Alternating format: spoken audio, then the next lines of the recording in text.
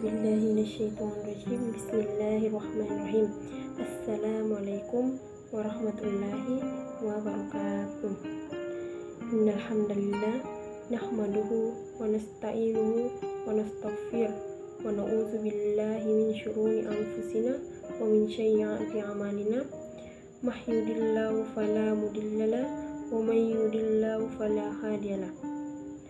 Pertama-tama, marilah kita memanjatkan puji dan syukur kepada Allah Subhanahu wa Ta'ala yang memberikan kita rezeki berupa nikmat kesehatan. Salam dan salawat tak lupa kita kirimkan kepada baginda Nabiullah Muhammad SAW yang telah membawa kita dari alam kegelapan menuju alam yang terang benderang seperti saat ini. Hadirin yang berbahagia, adapun judul ceramah yang akan saya sampaikan yaitu bahaya penyakit lisan. Tentu saja seluruh manusia di bumi ini tidak akan mau ditimpa oleh penyakit, karena penyakit itu memberikan rasa derita dan kesedihan baginya. Akan tetapi lain halnya dengan penyakit yang satu ini, yaitu penyakit lisan. Justru orang yang tertimpa olehnya merasakan kenikmatan dan kebahagiaan.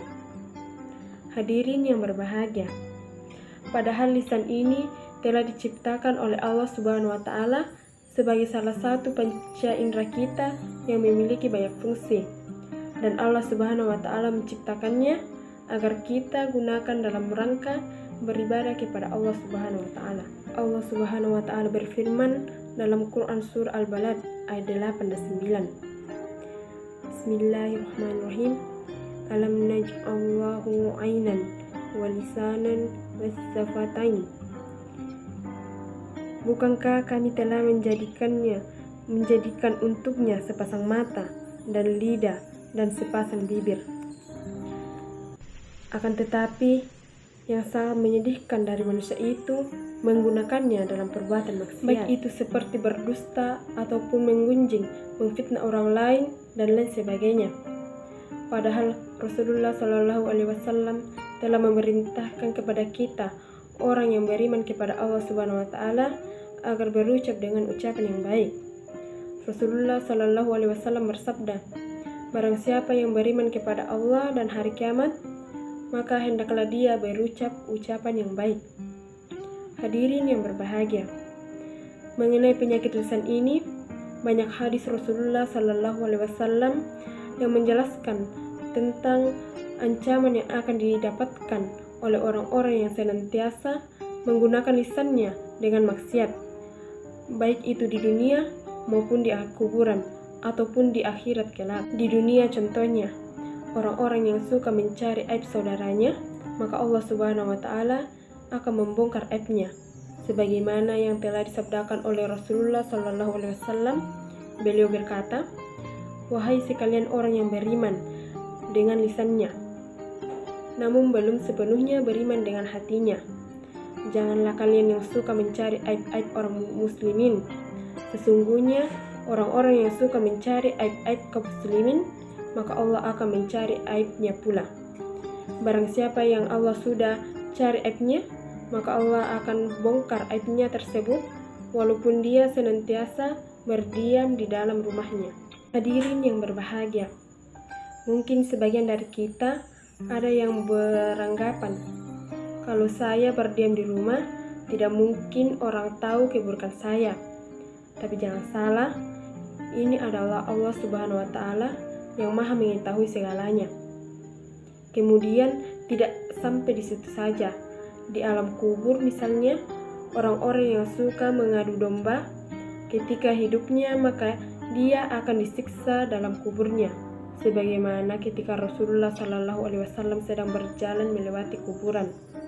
Rasulullah SAW berkata, sesungguhnya orang di kuburan itu sedang disiksa. Mereka tidak disiksa karena sebab dosa besar mereka. Adapun salah satunya, dia tidak bersuci setelah buang air. Adapun yang satunya, ketika hidupnya, dia gemar mengadu domba di antara kaum muslimin. Hadirin yang berbahagia, tidak sampai di situ saja. Di akhirat kelak ada azab yang menanti kita.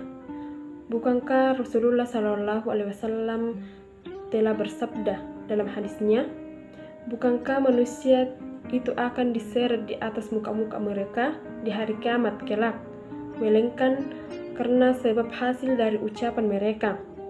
Maka setelah kita mendengar ancaman-ancaman yang akan diberikan bagi orang yang memiliki penyakit lisan ini, hendaklah menjadikan kita sebagai pribadi yang senantiasa menggunakan lisannya di dalam rangka beribadah kepada Allah Subhanahu wa Ta'ala, baik itu dalam membaca Al-Quran ataupun berzikir ataupun lain sebagainya.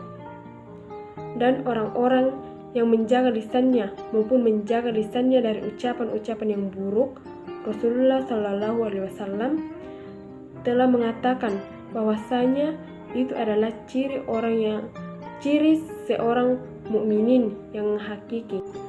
Rasulullah SAW bersabda, muslimin yang hakiki adalah yang saudara muslimnya itu selamat dari kejahatan lisan dan tangannya.